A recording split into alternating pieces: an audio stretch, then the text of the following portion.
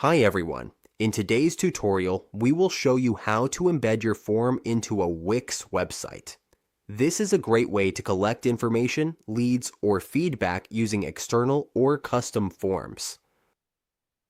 On your Wix dashboard, if you already have the embed code and want to add it to your Wix site, all you need to do is click the plus sign to add elements in the upper left. From there, click on Embedded Social. Under Social, click Embed Code. Then click Embed Code again to open the code editor. In the code field, paste your code here. Once your code is ready, click Apply. The code will then appear in your code section. From here, we can resize and adjust it to fit our preferred layout.